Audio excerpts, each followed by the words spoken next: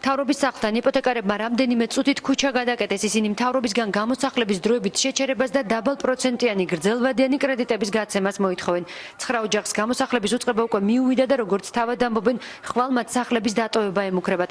მათივე ინფორმაციით 10 სექტემბრიდან გამოსახლებები მასიურად დაიწყება. აქციაზე იმყოფებოდა ორგანიზაცია ჩვენი უფლებებისთვის თავმჯდომარე თამაზ ბაკურიძეც. იგი ამბობს, რომ თუ მთავრობა იპოთეკარების მოთხოვნებს არ დააკმაყოფილებს, აქციების სისტემატურ სახეს მიიღებს.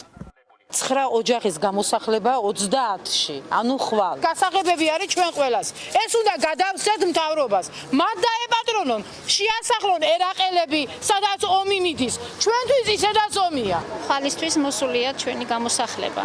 უკვე მეოთხეჯერ გადავდეთ და სადაც ამდენი გვადროვეს, კიდე გვაქვს რაღაც იმედი, რომ დაგვეხმარებიან ალბათ მთავრობა. ჩვენ როგორც თქვით, ეს აქციები არ შეწყდება მანამ სანამ არ შესრულდება ერთ-ერთი მთავარი დანაპირები მოქმედი ხელისუფლებისა. სულ რამდენიმე დღეში მასიურად დაიწყება აჭარაში გამოსახლებები, ჩვენს ხელთან გვაქვს შესაბამისი უწყებები და მე კიდევ ერთხელ მინდა ხელისუფლება და სამართალდამცავი ორგანოები გავაფრთხილო, რომ ჩვენ უკვე დავიწყეთ სახალხო რაზმების ჩამოყალიბება, რომელშიც გაერთიანდება არა მარტო დაზარალებული, არამედ ნებისმიერი მოქალაქე და ჩვენ კანონიერ კონსტიტუციურ წინააღმდეგობას გავუწევთ, რომ არ დავკარგოთ ის ქონება, რომელიც ჩვენ წინაპრებმა დაგვიტოვა.